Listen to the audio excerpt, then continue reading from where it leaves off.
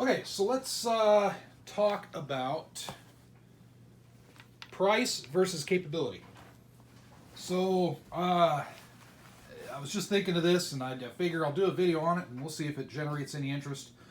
What I want to do is just kind of give you a visual representation.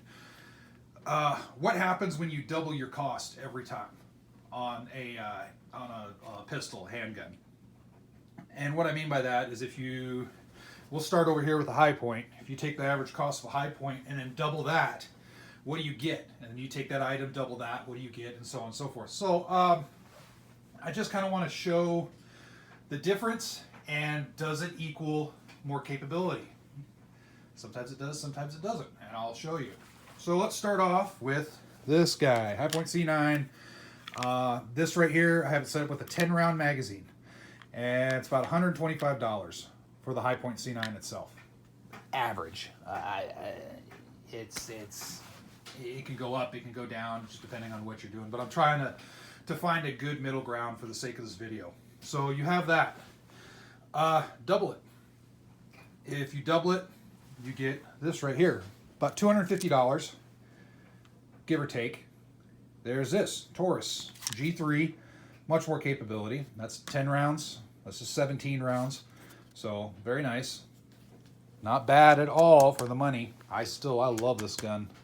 I think it's a great deal out there. Everybody should get those.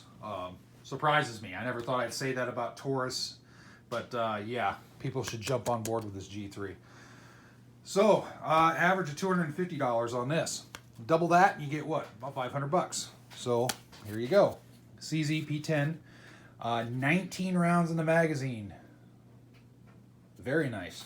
So for double the price, I'm getting an extra 2 rounds basically. But the ergos and everything are really good. But here's what you get right here. So 19 rounds. Take that $500 and double it. And this is kind of the best thing I have in the inventory right now for this. So I'm just kind of to use an example, and it's for the purposes of this video. But Springfield operator, MC operator, 1911. This one's actually more than $1,000, but right around $1,000 typically. That's 1911 territory for the decent 1911s out there. I know there's cheaper ones, but that's just for visual representation.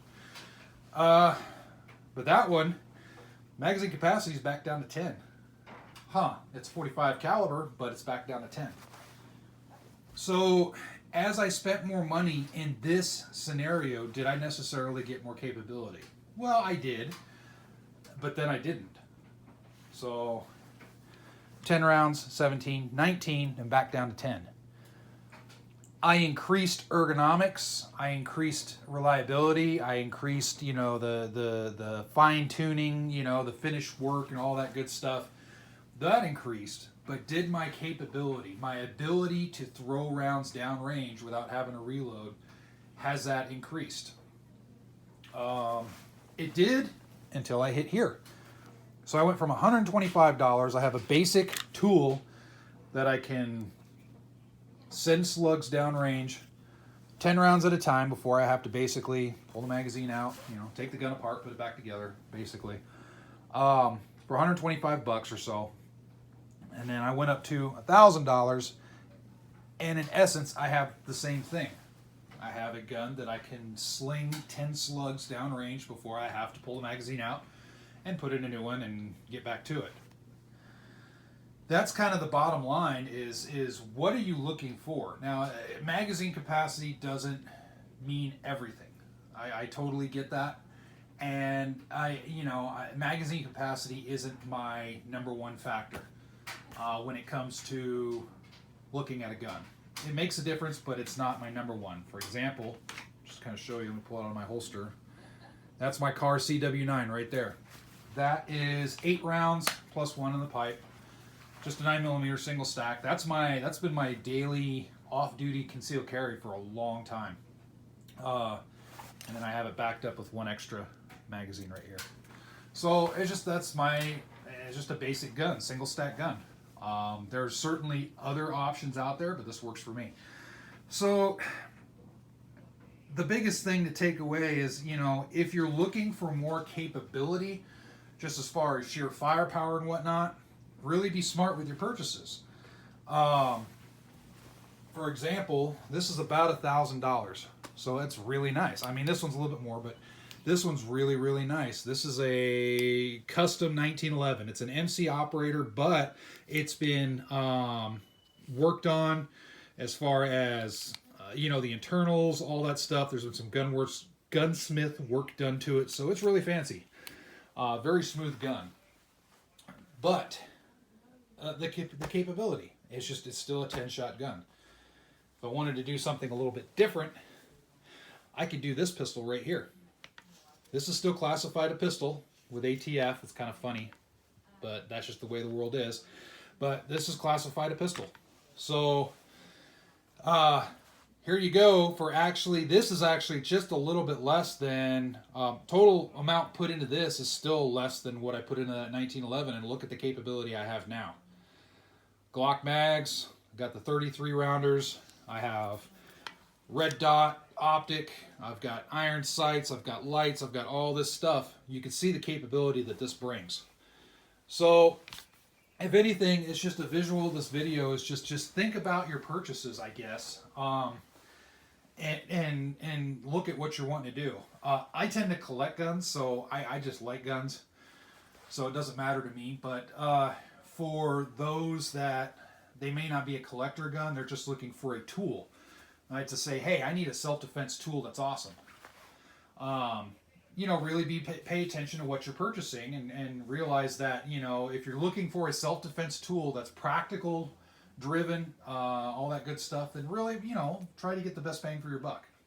Pun intended. So, and as a side note, out of all these guns right here, what do I think brings the most capability to the price? And you guys might be surprised. You might think I'm going to say the CZP-10, which I really like. It's 19 rounds. Or the FX9 with the 30 rounder, the 33 rounder or whatnot. It's not that. It's this right here, the Taurus. Because $250, I get 17 rounds. That's it. So for capability, 17 rounds plus one in the pipe. That's 18 rounds. For $250, I'm getting 18 rounds of boom right off the bat. And then it also comes with an extra mag, a 15-round mag. So I got an extra reload. The CZ comes with 19 rounds, so I get 20 overall right off the bat. And it does come with an extra 19-round magazine, but I'm paying double. So compared to this, I'm paying double to get those extra 2 rounds. So how much do I really want those extra 2 rounds? I don't know. So in any case, I think the best value, again, in this deal, in this setup right here, was going to be the Taurus. And it's funny saying that, but just thinking about it from a practical point of view. Because if you're looking at self-defense from a practical side, you want to get a good capable self-defense tool, good capable handgun, and then you need to train. So take $500 and get this, and I get plus 2 rounds over this, or I spend $250 on this and get a good capable handgun, which I've shot this plenty. It is very capable. I know it's a Taurus. Calm down. It's the new G3 models. They're doing a really good job with them. So I'm going to call this a capable handgun. So $250, I could turn around and buy ammunition. Maybe I can do a basic training course. I can get a range membership. I can, do all kinds of stuff with that. Get a light for it. Get a weapon-mounted light, which is really important. There's a lot of things I can do. So it makes more sense from a practical point of view. So just think about that. I know I'm kind of rambling on, but it is kind of an important subject. And, I think people should think about it. And you have to decide, are you a gun collector, or are you just buying guns because you like a lot of guns, and it's like your hobby and all that good stuff like me? I am a gun collector. I really like guns. They're cool. I like having fun with them. Or are you looking at the practical side where you're not really a gun person per se, but you just need to defend yourself, and that's perfectly fine. You want to get the best bang for your buck. So anyway, that's enough yammering out of me. Feel free to talk about things in the comments, and I hope I hope you guys kind of got my point that I'm trying to make on this. Just bottom line, look at what you're purchasing, and don't necessarily follow the pack. For example, most people out there will say just get a Glock. And that's not bad advice. Glocks are good. They're awesome. They're good handguns. But I'll tell you right now, after messing with this, I'm never going to touch a Glock again. I'll tell you that right now. Unless Glock drastically changes their stuff, no, I have no need for Glock. That does it a lot better. That's just me. I'm not necessarily following the pack on that one. So, and that's perfectly fine. Anyway, enough yammering on me. Feel free to leave all your comments, all that good stuff, and be safe out there.